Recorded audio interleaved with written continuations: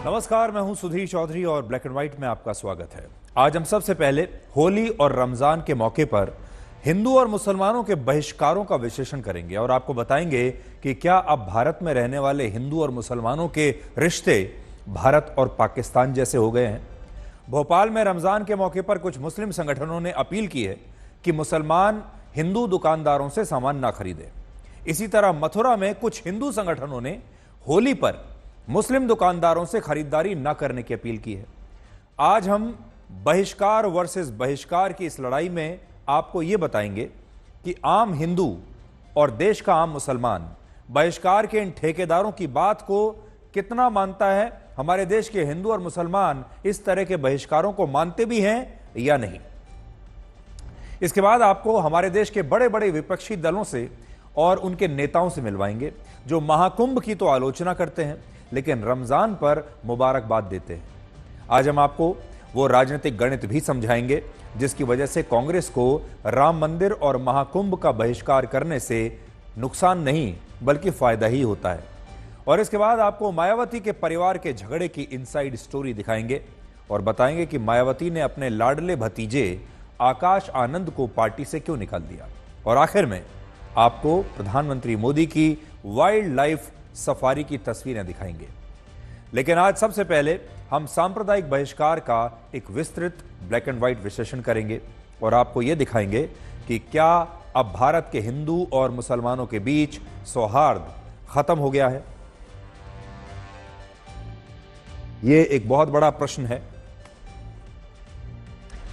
और इससे एक बात और भी दिमाग में आती है और वो ये कि क्या बटेंगे तो कटेंगे का असर, एक नारा था बटेंगे तो कटेंगे, क्या इस नारे का असर अब त्योहारों पर भी साफ दिखाई दे रहा है। सबसे बड़ा सवाल यह है कि क्या भारत के हिंदू और मुसलमानों के रिश्ते अब भारत और पाकिस्तान के जैसे हो गए हैं जिसमें सिर्फ नफरत ही नफरत है, सिर्फ दुश्मनी है।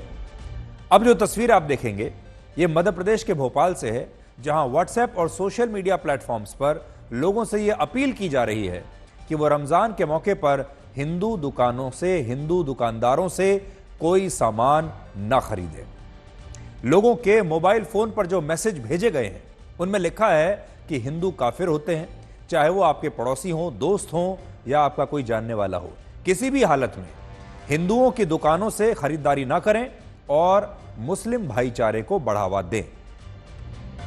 कुछ लोगों ने यह भी लिखा कि हिंदू खाने पीने के सामान में मिलावट कर सकते हैं।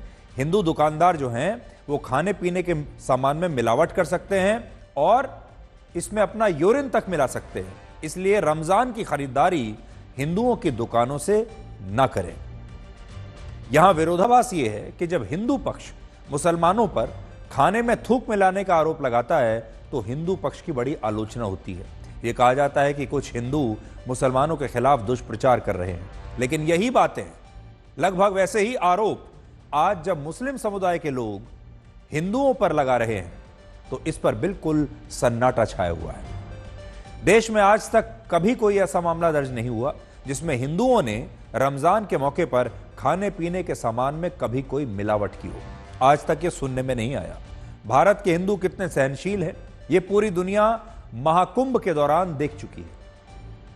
महाकुंभ में 66 करोड़ लोग प्रयागराज आए लेकिन किसी भी हिंदू ने दूसरे धर्म को ना तो चुनौती दी ना ही सड़कों पर कोई उग्र प्रदर्शन किया। हालांकि यहां महत्वपूर्ण बात यह है कि बहिष्कार सिर्फ एक धर्म की तरफ से नहीं हो रहा, यह दोनों तरफ से हो रहा है। अगर आप यह सोचते हैं कि सिर्फ कुछ मुस्लिम संगठन ही मुसलमानों से कह रहे हैं कि आप हिंदुओं का बहिष्कार कीजिए तो यह आधी तस्वीर है, दूसरी तरफ भी यही हो रहा है।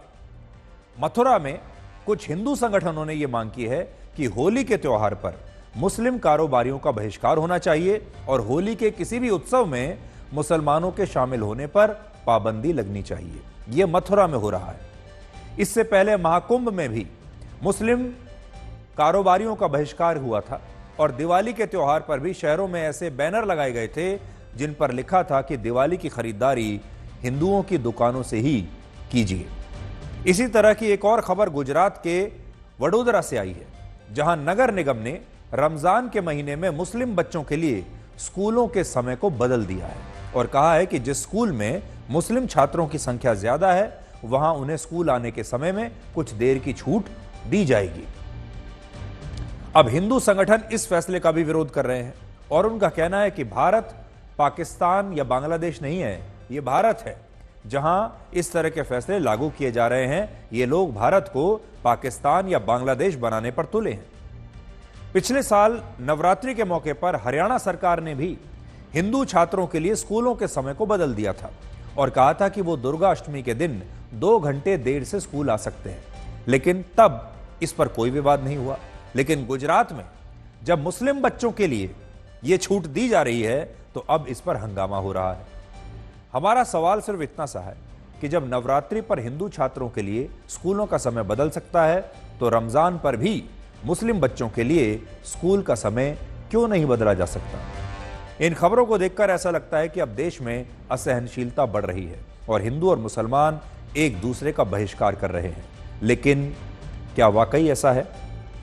आपके मन में भी आज ये सवाल जरूर आ रहा होगा कि जब जो कट्टर हिंदू संगठन है या कट्टर मुस्लिम संगठन है, जब वो इस तरह की अपील करते हैं अपने अपने समाज से, मुसलमानों से कहते हैं कि अपने त्योहार पर हिंदुओं की दुकानों से खरीदारी ना करें, और जब हिंदू संगठन कहते हैं हिंदुओं से कि अपने त्योहारों के मौके पर मुसलमान कारोबारियों से, मुसलमानों की दुकान से सामान ना खरीदें, तो क्या इस तरह के बहिष्कार का कोई असर होता है? क्या देश के ज्यादातर हिंदू और मुसलमान वाकई इस तरह के बहिष्कार की बातों को मान लेते हैं? सच्चाई क्या है? सच्चाई यह है कि यह बहिष्कार कुछ चुनिंदा लोगों द्वारा किया जाता है। इसे मानने वाले भी बहुत कम लोग हैं। हिंदू संगठन मुसलमानों का बहिष्कार करते हैं, लेकिन सारे हिंदू, पूरा हिंदू समाज इस बहिष्कार को नहीं मानता। इसी तरह से मुस्लिम संगठन और कट्टरपंथी मौलवी हिंदुओं का बहिष्कार करते हैं, लेकिन पूरा मुस्लिम समाज इस बहिष्कार का समर्थन नहीं करता, बल्कि कुछ गिने चुने लोग ही करते हैं। एक अनुमान के मुताबिक रमजान और ईद के त्योहारों पर 40% मुसलमान हिंदुओं की दुकानों से ही खरीदारी करते हैं। वर्ष 2023 में ईद के मौके पर 30 लाख दुकानों से 50,000 करोड़ रुपए का व्यापार हुआ था और इनमें से 18 लाख दुकानें हिंदुओं की थी। इसी तरह से होली और दिवाली के त्योहारों पर 30% हिंदू मुसलमानों की दुकानों से खरीदारी करते हैं और इनमें भी दिवाली की खरीदारी से 25 लाख मुस्लिम दुकानदारों को फायदा होता है। इन आंकड़ों से यह पता चलता है कि हिंदू और मुसलमानों का भाईचारा अब भी हमारे देश में खत्म नहीं हुआ है और दोनों धर्मों की तरफ से यह बहिष्कार करने वाले लोग बहुत कम हैं, मुट्ठी भर है। होता यह है कि जब इस तरह के बहिष्कारों की खबरें आती हैं तो मीडिया में वो हेडलाइन बन जाती है। आज देश में लगभग हर व्यक्ति सोशल मीडिया का इस्तेमाल करता है, इसलिए इस तरह के बहिष्कार की खबरें ज्यादा से ज्यादा लोगों तक पहुंचती हैं। 24 घंटों के नॉन स्टॉप न्यूज चैनल हैं और ऐसा लगता है कि देश में भाईचारा समाप्त हो रहा है, लेकिन हकीकत में जो आम हिंदू समाज है और जो आम मुस्लिम समाज है वो इन अपील और फतवों को मानते ही नहीं। ठेला वही लगाता है जिसके 2 जून के खाने को नहीं होता है, उसमें हिंदू मुस्लिम नहीं देखना चाहिए, हम भी ये देखना चाहिए। आप इस पे तो अपील करके इस टाइप की बातें कर रहे हैं, मगर वो खेत कहाँ ले आएंगे जो दयाराम प्रसाद के यहाँ से तरबूज आ रहे हैं, वो फलियान कहाँ ले आएंगे जहाँ से ककड़ी आ रही है, वो बगीचे कहाँ से ले आएंगे जहाँ से हमारे हिंदू भाई के उगा के बेच रहे हैं या मुस्लिम भाई उगा के हिंदू भाई को बेच रहे हैं। तो इस टाइप की चीज़ें हिंदुस्तान के अंदर नहीं होनी चाहिए। इस तरह के जो है वाहियात मैसेज जो हैं और आ रहे हैं हमारे मोबाइलों पे और हमारे काफ़ी दोस्तों के पास भी आए हैं ऐसे मैसेज, जो कि हम उनको नज़रअंदाज करते हैं और उनका किसी भी तरह से उनका सपोर्ट नहीं करते हैं, क्योंकि हमारे जितना भी व्यापार है एक दूसरे से जुड़ा हुआ व्यापार है और भारत की विशेषता है, अनेकता में एकता और भारत की विशेषता को बाधित करने वाले मैसेज हैं जिनको हम बहुत पुरजोर तरीके से इसकी मुखालफत करते हैं। जो लोग ये मैसेज चला रहे हैं वो मुसलमान तो कतई नहीं है, क्योंकि मुसलमान जो मज़हब है वो हमारा ये सिखाता है कि जिस देश में रहते हो उसकी मिट्टी से मोहब्बत करो, उस देश से मोहब्बत करो। तो देश के प्रत्येक नागरिक से मोहब्बत करने की हमारा धर्म जो है वो हमें सीख देता है। तो हमारा धर्म कतई ये नहीं बता सकता कि जिस देश में रह रहा हो उस देश के नागरिक से सामान लो या न लो। अगर आप ठीक से भारत के हिंदू और मुसलमानों को समझना चाहते हैं तो आपको अमेरिका के एक मशहूर थिंक टैंक प्यू रिसर्च की यह रिपोर्ट आज देखनी चाहिए। इस रिपोर्ट के मुताबिक 80% मुसलमान गैर मुस्लिम पुरुषों से निकाह करने का विरोध करते हैं और इस मामले में ज्यादा कट्टर होते हैं, जबकि 67% हिंदू गैर हिंदू पुरुषों से शादी का विरोध करते हैं। 30% हिंदू ये नहीं चाहते कि उनके पड़ोसी मुस्लिम हो, जबकि 16% मुस्लिम नहीं चाहते कि उनके पड़ोसी हिंदू हो। देश में 65% मुस्लिम ऐसे इलाकों में रहते हैं जो मुस्लिम बाहुल हैं, जबकि 58% हिंदू ऐसे इलाकों में रहते हैं जो हिंदू बाहुल हैं। और यही कारण है कि देश में अब हिंदू और मुसलमानों के अलग अलग इलाके बनते जा रहे हैं। ये आंकड़े जरा बड़ी स्क्रीन पर आप एक बार फिर से देख लीजिए और फिर आपको पता चलेगा कि क्या हो रहा है।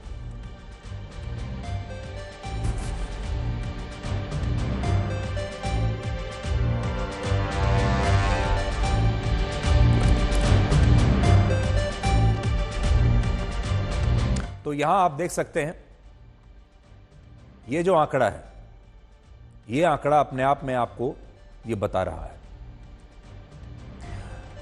52% हिंदू धार्मिक विविधताओं को देश के लिए अच्छा मानते हैं और 24% इसका विरोध करते हैं, जबकि 56% मुसलमान धार्मिक विविधता को अच्छा मानते हैं और 24% कहते हैं कि भारत में अलग अलग धर्मों की आबादी होने से देश को नुकसान पहुंचता है और यह धार्मिक विविधता नहीं होनी चाहिए। भारत के ज्यादातर मुसलमान यह भी मानते हैं कि धर्म के आधार पर भारत का बंटवारा नहीं होना चाहिए था। 48% मुसलमान हिंदू मुसलमानों के आधार पर भारत पाकिस्तान के बंटवारे का विरोध करते हैं और सिर्फ 30% इसे सही मानते हैं। इसके अलावा हिंदुओं की तुलना में मुसलमान ज्यादा धार्मिक होते हैं। भारत में 91% मुसलमान ऐसे हैं जो अपने धर्म को जीवन में सबसे जरूरी मानते हैं। यह बात ध्यान से आप सुनिएगा, 51% मुसलमान अपने धर्म को अपने जीवन में सबसे जरूरी मानते हैं, जबकि 84% हिंदू ऐसे हैं जो अपने धर्म को सबसे महत्वपूर्ण मानते हैं। 66% मुस्लिम हर दिन नमाज पढ़ते हैं, जबकि 59% हिंदू हर दिन अपने घर के मंदिर में कोई ना कोई प्रार्थना या पूजा करते हैं। भारत के 81% हिंदू मानते हैं कि गंगा जल में पवित्रता के साथ शक्ति भी है, जबकि 26% मुसलमान भी गंगा जल को पवित्र मानते हैं। और इन आंकड़ों से आप समझ सकते हैं कि भारत में हिंदू और मुसलमानों के बीच वैचारिक और धार्मिक सौहार्द आज भी कैसा है। महाकुंभ के समापन के बाद उत्तर प्रदेश की योगी सरकार ने यह ऐलान किया है कि वो उत्तर प्रदेश के सभी 75 जिलों में प्रयागराज के संगम का पवित्र जल पहुंचाएगी। इन सारे इलाकों में गंगा जल पहुंचाया जाएगा और जो लोग किसी कारणवश महाकुंभ नहीं आ पाए वो लोग अपने अपने इलाकों में ही संगम के गंगा जल से पवित्र स्नान कर सकेंगे। और आपको विश्वास नहीं होगा कि जब उत्तर प्रदेश के संभल में फायर डिपार्टमेंट की गाड़ियां संगम का जल लेकर पहुंची तो मुस्लिम समुदाय के लोगों ने भी इस गाड़ी पर पुष्प वर्षा की, फूलों की बारिश की और कहा कि उन्हें इस बात की खुशी है कि उनके इलाकों के कुओं के लिए भी संगम का जल भेजा गया है।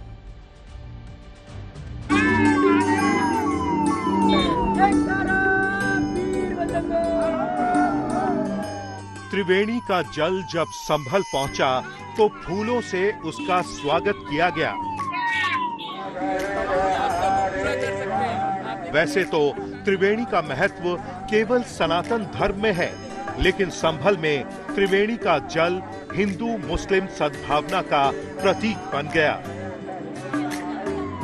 त्रिवेणी का जल लेकर आई फायर ब्रिगेड की गाड़ियों पर हिंदुओं और मुसलमानों ने फूल बरसाए। जो लोग हमारे कुंभ में भाई रह गए थे नहाने से, वो वहां से अपने कई तीर्थों पे यहाँ पे व्यवस्था की नहाने की, उन हिंदू भाइयों की। टैंकर के द्वारा समझ जल लेकर आए और उनको स्नान कराने के लिए जल लेकर आए। ये बहुत अच्छा काम, बहुत बड़ा पुण्य का काम है। महाकुंभ में सेवाएं दे रही फायर ब्रिगेड की गाड़ियां लौटते समय अपने साथ त्रिवेणी का जल ला रही हैं। ये उन लोगों के लिए है जो महाकुंभ में पवित्र स्नान नहीं कर पाए थे। ये जो तस्वीरें हैं यहाँ के वंश गोपाल तीर्थ की हैं, जहाँ लोग मौजूद हैं और फिलहाल यहाँ पर अब इस कुंड को के अंदर जो पूरा ये जल है उसको यहाँ पर जो डाल दिया गया है। संभल में भी इसी कारण से त्रिवेणी का जल लाया गया और पूरे सम्मान और विधि विधान के साथ उसे वंश गोपाल और नैमिषारण्य तीर्थ के कुंड में प्रवाहित किया गया। भी वंचित रह गए, किन्हीं कारणों से, स्वास्थ्य कारणों से नहीं जा पाए हैं, उन तक भी या जन जन तक इस लाभ को पहुंचाया जा सके, यही इसका लक्ष्य। त्रिवेणी संगम में से आज कुंभ का जल आया, खूब खूब धन्यवाद है। संभल आने वाले श्रद्धालु भी त्रिवेणी के जल के आने से खुश हैं। उनका कहना है कि त्रिवेणी का जल संभल को ऊंचा स्थान दिलाएगा। 68 तीर्थ हैं यहाँ पर, 19 कूप हैं। ये पवित्र नगरी है, मोक्ष की नगरी है। लेकिन ये भी कहा जाता है यदि गंगा जी यहाँ आ जाएं तो फिर गया जी का स्थान भी प्राप्त कर लेगा। लेकिन आज तो यहाँ त्रिवेणी आ गई है। संभल की तरह ही यूपी के सभी जिलों में त्रिवेणी का जल पहुंचाया जाएगा। महाकुंभ में फायर ब्रिगेड की 300 से ज्यादा गाड़ियां लगी थी, जिनकी क्षमता 1200 लीटर से लेकर 12,000 लीटर तक थी। संभल से अभिनव माथुर, आज तक। अब आप ये देखिए कि हमारे देश की राजनीति में इस तरह के बहिष्कारों का इस्तेमाल कैसे होता है। विपक्ष के नेता राहुल गांधी, उनकी बहन और लोकसभा सांसद प्रियंका गांधी वाड्रा, कांग्रेस पार्टी के अध्यक्ष मल्लिकार्जुन खड़गे, लालू यादव, उनके बेटे तेजस्वी यादव, शरद पवार की पार्टी और अरविंद केजरीवाल जैसे विपक्षी नेताओं ने हिंदुओं के सबसे बड़े धार्मिक आयोजन महाकुंभ की लोगों को शुभकामनाएं नहीं दी, कम से कम सोशल मीडिया पर तो बिल्कुल नहीं दी। लेकिन इन सारे नेताओं ने भारत के मुसलमानों को रमजान की मुबारकबाद जरूर दी है। और जो नेता महाकुंभ के आयोजन पर सवाल उठा रहे थे, इसे मृत्यु कुंभ और फालतू की चीज कह रहे थे, वो तमाम विपक्षी नेता इफ्तार पार्टी की तैयारियों में इस समय जुटे हुए हैं। और यह पहली बार नहीं हो रहा है। अयोध्या में राम मंदिर के उद्घाटन के वक्त भी यही हुआ था और उस विरोध के बाद भी देश भर में विपक्षी दलों की सीटें 127 से बढ़कर 232 हो गई थी। कांग्रेस की सीटें 52 से बढ़कर 99 हो गई थी। और अयोध्या की फैजाबाद सीट पर भी समाजवादी पार्टी और कांग्रेस के गठबंधन की जीत हुई थी। यह तस्वीर जरा आप देखिए बड़ी स्क्रीन पर, आपको कुछ याद आएगा। आपको याद होगा जब राम मंदिर का उद्घाटन हुआ था तो कांग्रेस सहित कई विपक्षी दलों ने इसका बहिष्कार किया था और लोग तब, कई विपक्षी नेता राम मंदिर के उद्घाटन में शामिल नहीं हुए थे। तब आप में से बहुत सारे लोगों को यह लगा होगा कि इससे कांग्रेस को बड़ा नुकसान होगा, राहुल गांधी को बड़ा नुकसान होगा और देश के हिंदू उनसे नाराज हो जाएंगे और अभी चुनाव आने ही वाले हैं, ये उन्होंने बड़ी गलती कर दी और इस गलती का खामियाजा कांग्रेस और विपक्षी दलों को लोकसभा चुनाव में भुगतना पड़ेगा। लेकिन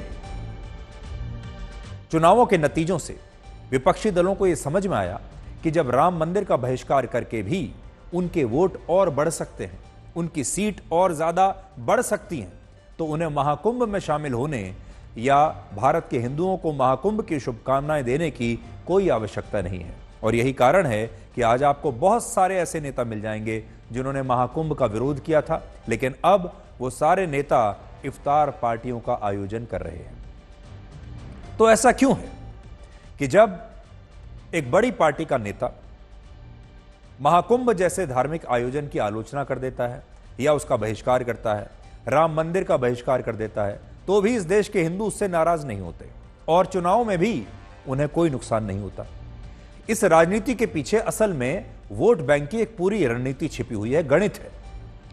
और ये जो पूरा गणित है ये आज आप ब्लैक एंड व्हाइट में समझिए। भारत में 45% ओबीसी, 17% दलित, 15% मुसलमान, 8% आदिवासी और 11% लोग सामान्य श्रेणी के रहते हैं। कांग्रेस और विपक्षी दलों की कोशिश यह रहती है कि वो 15% मुसलमानों को अपने साथ रखें और 80% हिंदुओं में से कम 25% को तोड़कर अपने बैंक में, वोट बैंक में शामिल कर लें और यहां उनका वोट बैंक इन दोनों को मिला के लगभग 40% तक चला जाता है। तो कांग्रेस के नेता ये जानते हैं कि अगर वो राम मंदिर का बहिष्कार करेंगे, अगर वो महाकुंभ का बहिष्कार करेंगे, तो देश के मुस्लिम वोटर्स उनसे खुश होंगे। उन्हें लगेगा कि ये सारी पार्टियां असल में मुसलमानों के साथ हैं, हिंदुओं के साथ तो बिल्कुल नहीं है। इसलिए मुसलमानों के जितने भी वोट हैं 15 से लेकर 20%, ये पूरा वोट बैंक इन पार्टियों को मिल जाता है, उनके पास चला जाता है। अब बाकी 40% तक पहुंचने के लिए उन्हें 20 से 25% और चाहिए, और वो हिंदू वोट बैंक को तोड़कर ले लेते हैं। भारत में अब तक जिस भी पार्टी को 40% या उससे ज्यादा वोट मिले हैं, वो देश और यहां तक कि कई राज्यों में भी चुनाव जीतकर सरकार बनाने में कामयाब रही है। तो आप ये मान लीजिए कि भारत में अगर लोकसभा चुनाव में आपको 40% वोट मिल जाएं तो आप सरकार बना सकते हैं। राज्यों के चुनाव में भी 40% अगर वोट मिल जाए किसी पार्टी को, तो वो चुनाव को सरकार बनाने का एक बड़ा दावेदार बन जाता है। और इस 40% को इन पार्टियों ने दो हिस्सों में बांट लिया है, 20% मुसलमानों के वोट और 20% हिंदुओं के वोट। हिंदुओं में भी वो वोट जो मोदी का विरोध करने वाले हिंदू हैं, जो अपने आप को सेकुलर या धर्मनिरपेक्ष कहने वाले हिंदू हैं, क्योंकि हिंदुओं में भी एक बड़ी संख्या ऐसी है जो जातियों के हिसाब से चलते हैं। वर्ष 2014 में बीजेपी का वोट शेयर 31.3% था और उनकी सरकार बन गई थी। 2019 में बीजेपी को 37.8% वोट मिले, उनकी सरकार बड़ी आसानी से बन गई। और 2024 में बीजेपी को 36.6% वोट मिले और बीजेपी ने तीनों बार 40% से कम वोट लेकर भी सरकार बनाई। और अब विपक्षी दलों की भी यही रणनीति है कि वो ये 40% वोट शेयर किसी न किसी तरीके से हासिल कर ले, जिस 40 में से वो समझते हैं कि 20% तो मुसलमानों का आ जाएगा। ये वो वोट शेयर होगा जो सिर्फ हिंदू आयोजनों की आलोचना करने से ही उन्हें लगता है उन्हें मिल जाएगा। इसके लिए वो महाकुंभ और अयोध्या के राम मंदिर का विरोध करके 15 से 20% मुस्लिम वोटों को अपने पक्ष में एकजुट कर लेते हैं और जातिगत जनगणना और दूसरे मुद्दों की मदद से हिंदुओं के 80% में से 25% वोट ये अपने पक्ष में करने की कोशिश करते हैं। और इनमें भी पिछड़ी जातियों के वोटों पर ज्यादा जोर रहता है, जो वर्ष 2014 से पहले कांग्रेस और दूसरे विपक्षी दलों को मिला करते थे। तो ये इनका गणित है। अब आप ये देखिए कि जब हमारे देश में एक खास वोट बैंक की राजनीति के लिए राम मंदिर और महाकुंभ का विरोध होता है और रमजान के मौके पर इफ्तार पार्टियां की जाती हैं, तब इसी देश में कुछ सरकारें आर्थिक मदद के लिए मंदिरों के दान का भी इस्तेमाल कर लेना चाहती हैं। आर्थिक संकट के बीच हिमाचल प्रदेश की कांग्रेस सरकार ने हिमाचल प्रदेश के 35 बड़े मंदिरों और डिप्टी कमिश्नर्स को एक चिट्ठी लिखी है, जिसमें यह कहा गया है कि राज्यों की 2 बड़ी योजनाओं के संचालन के लिए मंदिर समितियां अपने खजाने से उन्हें दान कर सकती हैं। इनमें एक योजना का नाम है मुख्यमंत्री सुखाश्रय योजना। इसके तहत अनाथ और गोद लिए गए बच्चों को 6,000 रुपए की आर्थिक सहायता दी जाती है। दूसरी योजना का नाम है मुख्यमंत्री सुख शिक्षा योजना, जिसमें जरूरतमंद महिलाओं और दिव्यांग माता पिता के बच्चों की शिक्षा के लिए सरकार मदद देती है, पैसा देती है। ये दोनों योजनाएं सरकार की थी, हिमाचल प्रदेश की सरकार की। लेकिन अब वहां की सरकार मंदिरों से कह रही है कि आप इन योजनाओं के लिए हमें दान दीजिए और मंदिरों से मिलने वाले पैसे से इन योजनाओं का संचालन करना चाहती है सरकार, और उसकी नजर मंदिरों के खजाने पर है। हिमाचल प्रदेश में कुल मिलाकर 35 मंदिर ऐसे हैं जो सरकार के अधीन आते हैं और जिनके पास 6,000 करोड़ रुपए का सोना और चांदी है और 500 करोड़ रुपए का कैश है। बड़ी बात यह है कि हिमाचल प्रदेश में लगभग 500 मस्जिदें भी हैं और इन मस्जिदों को भी चंदे में लाखों रुपए मिलते हैं, करोड़ों रुपए मिलते हैं।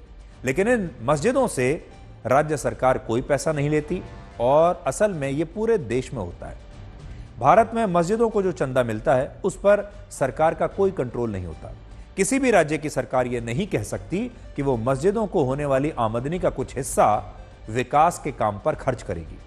हमारी सरकार उल्टा वक्फ बोर्ड को ही हर साल करोड़ों रुपए की मदद देती है। केंद्र सरकार के अल्पसंख्यक मंत्रालय से वक्फ बोर्ड को हर साल 60 से 65 करोड़ रुपए दिए जाते हैं और राज्य सरकारें भी वक्फ बोर्ड को हर साल 10 से लेकर 50 करोड़ रुपए तक देती हैं। यह सब कुछ तब होता है जब मस्जिदों को दान में मिलने वाले चंदे से सरकारों को एक पैसा नहीं मिलता। लेकिन दूसरी तरफ मंदिरों से सरकारों को हर साल लाखों करोड़ों रुपए की कमाई होती है। भारत में छोटे बड़े प्रमुख मंदिरों की संख्या लगभग 6.5 लाख से ज्यादा है और इनमें भी लगभग 1 लाख मंदिर ऐसे हैं जिनकी आमदनी में राज्य सरकारों का एक बड़ा हिस्सा रहता है। तमिलनाडु में 30,000, आंध्र प्रदेश में 20,000, कर्नाटक में 28,000, तेलंगाना में 3,000, मध्य प्रदेश में 500, महाराष्ट्र में 550, उत्तराखंड में 50 और हिमाचल प्रदेश में 35 मंदिर ऐसे हैं जिनकी आमदनी में राज्य सरकारों का बड़ा हिस्सा रहता है। भारत के इन 1 लाख मंदिरों में से हर साल 8 से 10 लाख करोड़ रुपए का चढ़ावा आता है, लेकिन हमारी सरकारें कभी ये नहीं कहती कि जिस तरह वो मस्जिद, गुरुद्वारों और चर्च को मिलने वाले दान में से कोई पैसा नहीं लेती, उसी तरह वो मंदिरों को मिलने वाले दान में से भी पैसा नहीं लेंगी। और सोचिए, मंदिरों के दान का पैसा लेने के बाद भी कई सरकारें राम मंदिर और महाकुंभ का विरोध करती हैं और रमजान के मौके पर यही सरकारें इफ्तार पार्टी का आयोजन करती हैं। एक तरफ से सनातन का विरोध करते हैं, महाकुंभ का आयोजन हुआ तो उस पर कई तरह की टिप्पणियां की। कांग्रेस पार्टी के बड़े नेताओं ने महाकुंभ में स्नान करने, पवित्र स्नान करने के लिए जो है उससे परहेज किया और उसमें चाहे राहुल गांधी जी हैं, खड़गे जी ने जो खुलेआम बोलते रहे। और दूसरी तरफ हिमाचल प्रदेश सरकार सनातन का विरोध करते हुए जो मुख्यमंत्री जी ने जब सत्ता में आए थे तो उन्होंने पहला बयान दिया था कि हिमाचल प्रदेश में 97% हिंदू हैं, उसके बावजूद भी हम वहां पर सरकार बना करके आए हैं, हिंदूवादी पार्टी को हरा करके आए हैं। सनातन का विरोध करना और सनातन के खिलाफ टिप्पणी करना और उसके बाद सरकार की योजनाओं को चलाने के लिए पैसा मंदिर और ट्रस्ट से मांगा जा रहा है। इसका नोटिफिकेशन किया गया सेक्रेटरी के द्वारा और डिप्टी कमिश्नर के माध्यम से दबाव डाला जा रहा है ट्रस्ट और मंदिरों के ऊपर कि ये पैसा आप जल्दी जमा करिए। एक बात जयराम ठाकुर जी ने जो प्रेस स्टेटमेंट देने के लिए आदमी रखा है, वो सुबह अखबार पढ़ता और प्रेस स्टेटमेंट दे देता है। मैं ये कहना चाहता हूँ, मुख्यमंत्री सुख आश्रय कोष के लिए सरकार की तरफ से बजट रखा गया है, कोई मंदिरों का पैसा उसमें देने की बात नहीं की गई है। होता क्या है कि किसी बच्ची की फीस जमा करवानी है, अगर उसने मेडिकल कॉलेज में आना तो उसके कागज की फॉर्मेलिटी शिमला आती है। हमने डीसी को ऑथराइज कर दिया कि आप उसकी मंदिर की फीस को जमा करवा दीजिए ताकि 24 घंटे में उसकी एडमिशन कैंसिल ना हो। ऐसी कोई चीज नहीं है, हमारा बजट है और बजटेड स्कीम है और एक कानून के द्वारा दी गई बजटेड स्कीम है। तो जो अच्छी योजनाएं हैं उसमें जयराम ठाकुर जी को भी योगदान करना चाहिए। तो हिमाचल प्रदेश की सरकार का भी स्पष्टीकरण आ गया, मुख्यमंत्री का भी स्पष्टीकरण आ गया, आपने देख लिया होगा।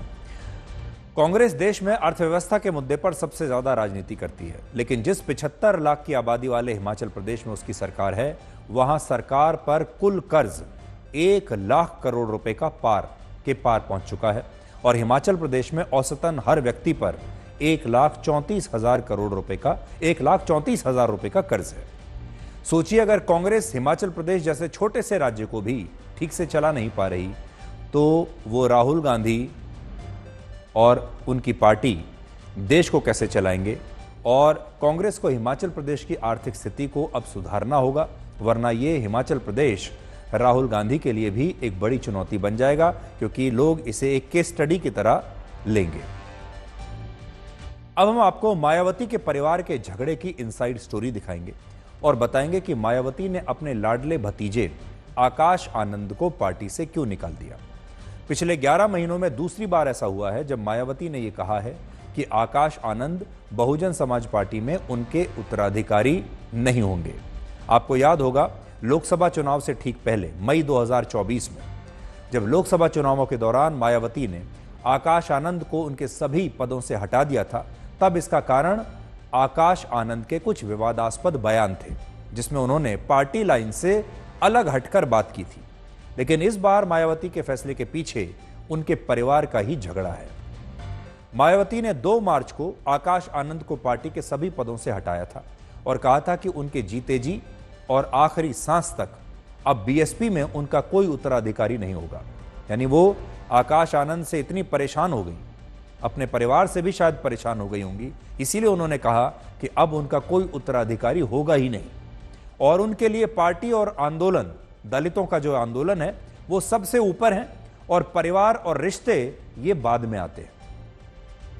लेकिन इसके बाद आज आकाश आनंद ने सोशल मीडिया पर कुछ ऐसा लिखा जिसके बाद मायावती ने उन्हें अब सीधे पार्टी से ही निकाल दिया।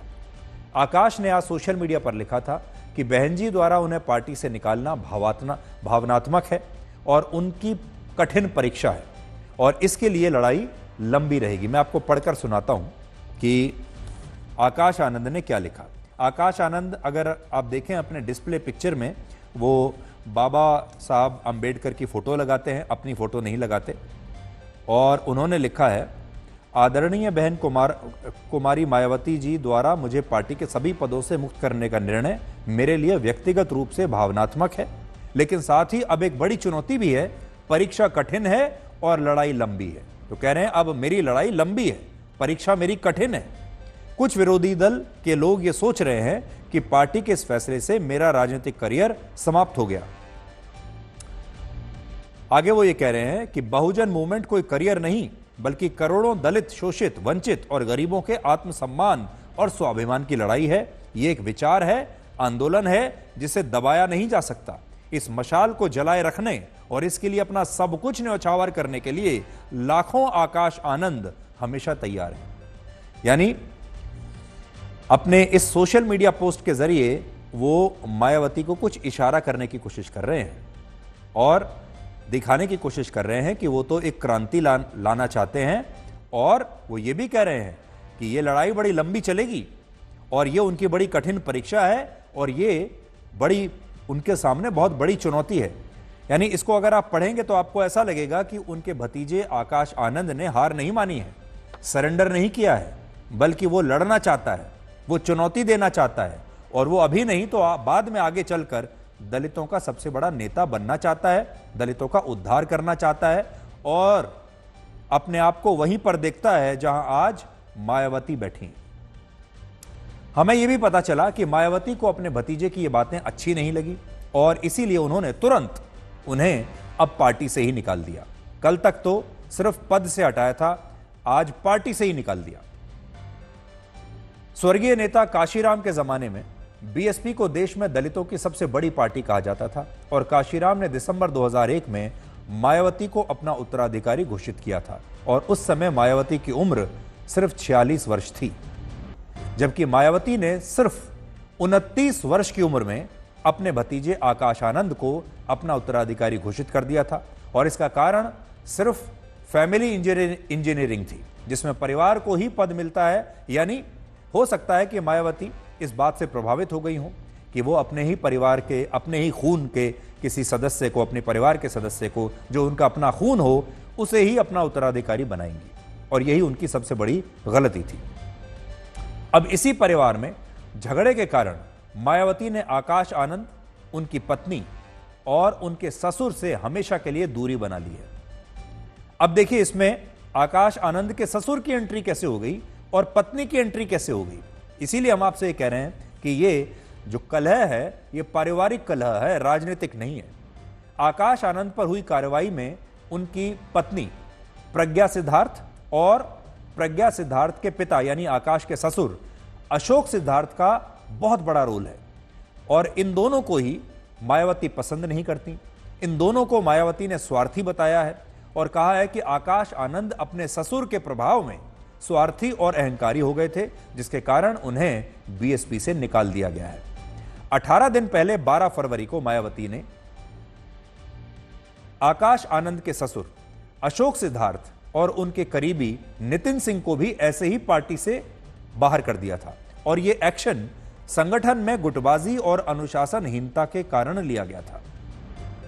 29 साल के आकाश आनंद की शादी प्रज्ञा सिद्धार्थ से वर्ष 2023 में हुई थी, ज्यादा पुरानी बात नहीं है। और बताया जाता है कि इन दोनों की मुलाकात लंदन में पढ़ाई के दौरान हुई थी। हालांकि प्रज्ञा सिद्धार्थ के पिता अशोक सिद्धार्थ वर्ष 2008 में ही मायावती के कहने पर अपनी नौकरी छोड़कर राजनीति में आ गए थे और मायावती उन पर इतना भरोसा करती थी कि उन्हें वर्ष 2009 में उन्होंने अशोक सिद्धार्थ को उत्तर प्रदेश की विधान परिषद का सदस्य भी बना दिया था। इसके बाद मायावती ने अशोक सिद्धार्थ को वर्ष 2016 में राज्यसभा का सांसद बनाया और जब आकाश आनंद ने यह कहा कि वो अशोक सिद्धार्थ की बेटी प्रज्ञा से शादी करना चाहते हैं, तो मायावती बड़ी खुश हुई थी और वो इसके लिए तुरंत तैयार हो गई, क्योंकि उन्हें लगा कि पार्टी में उनके एक जो करीबी नेता हैं, उनके सहयोगी हैं, अगर उनकी बेटी से ही आकाश शादी कर रहा है तो इससे अच्छा क्या हो सकता है।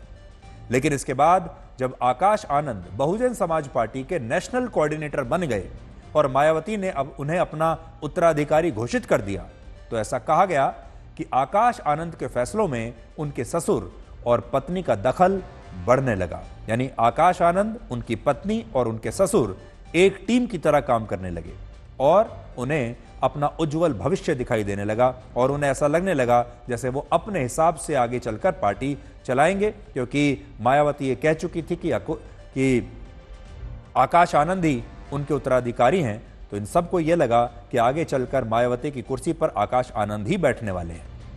पार्टी संगठन से जुड़े बड़े बड़े फैसले, पार्टी के विस्तार और चुनावों से को लेकर आकाश आनंद जो रणनीतियां बनाया करते थे, उनमें उनके ससुर अशोक सिद्धार्थ की बहुत बड़ी भूमिका होती थी। और यह बात जब मायावती को पता चली कि उनकी पार्टी उनके ही हाथ से निकल रही है, उनकी पार्टी में जो है उनके ही विरोधी अब हावी हो रहे हैं, उनसे बिना पूछे फैसले लिए जा रहे हैं, तो उन्हें ये बात अच्छी नहीं लगी और उन्हें ऐसा लगा कि अब ये पार्टी पहले गई है आकाश आनंद के हाथ में और आकाश के हाथों से होते हुए ये चली गई है आकाश के ससुर के हाथ में, और रिमोट कंट्रोल से असल में आकाश आनंद के ससुर ही ये पार्टी चला रहे हैं। मायावती ने इस दखल को काफी दिनों तक तो इग्नोर किया, वो सहन करती रही। लेकिन पिछले महीने 7 तारीख को जब आकाश आनंद के साले यानी उनकी पत्नी के भाई की शादी हुई, तो मायावती ने आकाश आनंद को कहा कि वो इस शादी में शामिल ना हो। तो उनकी पत्नी प्रज्ञा के भाई की जब शादी हुई तो मायावती ने सारे बड़े नेताओं को यह आदेश दिया, ऐसा कहा जाता है कथित रूप से, कि वो लोग इस शादी में शामिल ना हो। आकाश को भी कहा कि आप इस शादी में शामिल ना होइए। लेकिन आकाश आनंद ने मायावती की बात नहीं मानी और वो अपने साले की शादी में शामिल हुए और बीएसपी के और भी कई बड़े नेता आकाश आनंद की वजह से ही इस शादी में चले गए और यही बात मायावती को चुभ गई। बीएसपी के बाकी नेताओं को लगा होगा कि आकाश आनंद उनके भविष्य के नेता हैं, उन्हें नाराज करना ठीक नहीं है, उनके अपने साले की शादी हो रही है तो जाना चाहिए, थोड़ा मक्खन लगाना चाहिए, इसलिए सारे नेता वहां चले गए।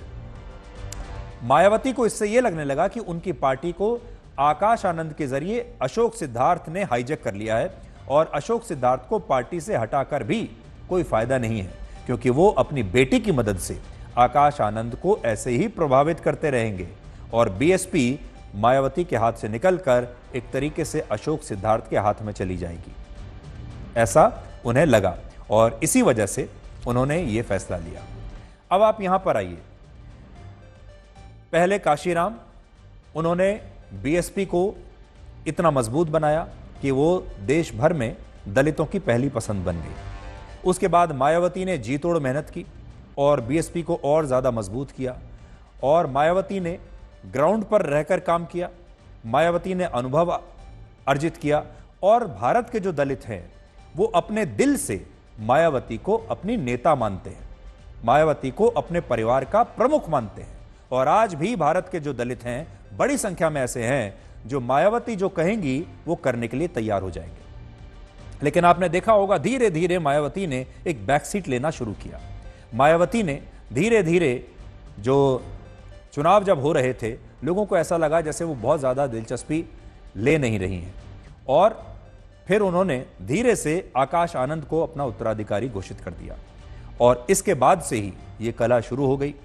आकाश आनंद को यह लगने लगा कि 29 साल की उम्र में ही उन्होंने वो सब अर्जित कर लिया है जो मायावती ने इतने वर्षों की मेहनत के बाद किया है और वो वही मुकाम हासिल कर लेंगे जो मायावती ने किया है, जबकि ये उनकी सबसे बड़ी गलतफहमी है। मायावती आज भी दलितों की बहुत बड़ी नेता है और आज भी देश के दलित उनकी तरफ देखते हैं कि चुनाव में मायावती किसका समर्थन कर रही हैं, चुनाव में अलग अलग पार्टियों को लेकर मायावती के विचार क्या हैं, ये देश के दलित आज भी देखते हैं। और ये जो पूरी लेगेसी बनाई है मायावती ने, वो मायावती अब समझ गई हैं कि ये लेगेसी जो है वो अब और किसी को देंगी नहीं और अपना उत्तराधिकारी किसी को बनाएंगी नहीं।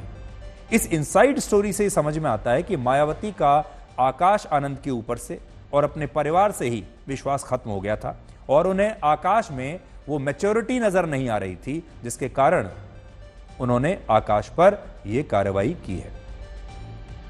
यह घटना उन सभी राजनीतिक पार्टियों के लिए एक सीख है जिन पर एक परिवार का शासन रहता है। हमारे देश में बहुत सारी पार्टियां ऐसी हैं जिन्हें एक ही परिवार चलाता है। महाराष्ट्र में ठाकरे परिवार में आपको याद होगा ऐसी ही फूट हुई थी जब उद्धव ठाकरे और राज ठाकरे के बीच में झगड़ा हुआ था। इसी प्रकार से शरद पवार का परिवार आप देख सकते हैं, उसमें भी झगड़ा हुआ और एनसीपी दो हिस्सों में बंट गई। हरियाणा में चौटाला परिवार में यही हुआ। बिहार में दिवंगत नेता रामविलास पासवान के परिवार में भी ऐसे ही फूट हुई। झारखंड में हेमंत सोरेन का परिवार भी टूट चुका है और अब मायावती के परिवार में भी यही हो रहा है। यह आज ऐसे सारे राजनीतिक परिवारों के लिए एक सीख है कि जरूरी नहीं है कि अगला उत्तराधिकारी आपके परिवार से ही हो।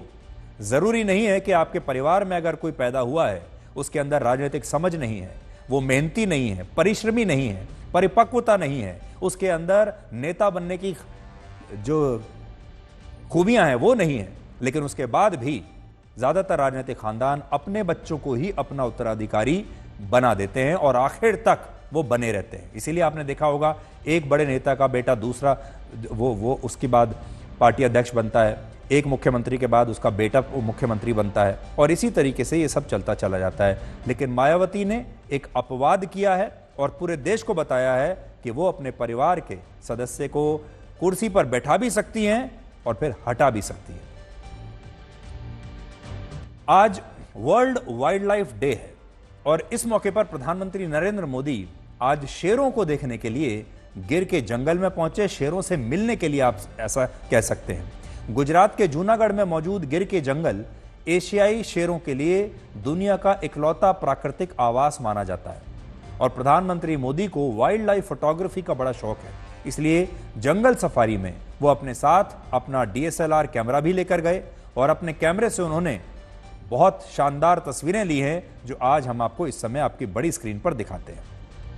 प्रधानमंत्री मोदी ने जंगल सफारी का एक वीडियो भी शेयर किया है और देश के लोगों से गिर के जंगलों में आने की अपील की है।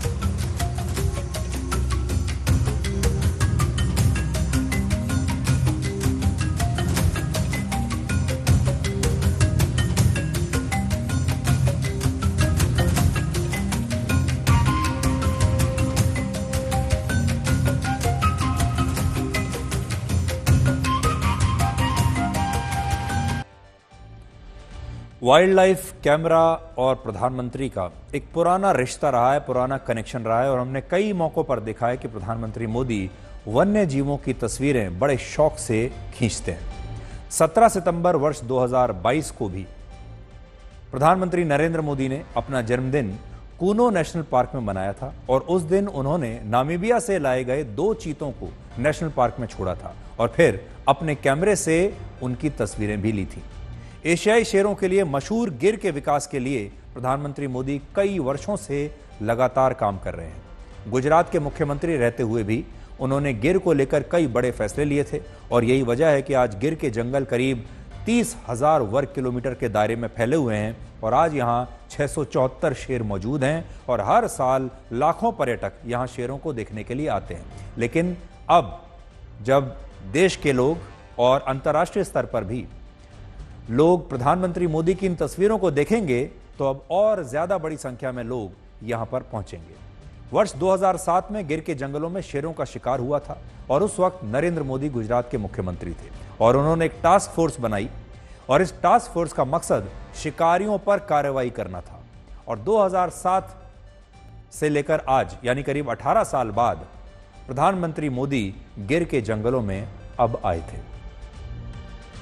बड़ी बात यह है कि प्रधानमंत्री मोदी की ब्रांड वैल्यू ऐसी है कि वो जहां जाते हैं वहां पर्यटन अपने आप बढ़ने लगता है। आपको याद होगा वो लक्षद्वीप गए थे और वहां पर्यटकों की संख्या में उसके बाद 100% की वृद्धि हो चुकी है।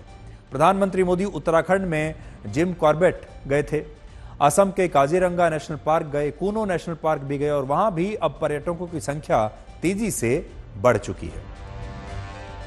तो आज के लिए ब्लैक एंड व्हाइट में इतना ही। अब आपसे हमारी अगली मुलाकात होगी कल रात 9 बजे। तब तक आप खुश रहिए, सुरक्षित रहिए, स्वस्थ रहिए। और सच शेर की तरह होता है, इसे बचाने की जरूरत नहीं होती, इसलिए इसे खुला छोड़ दें, ये अपना बचाव खुद कर लेगा। नमस्कार।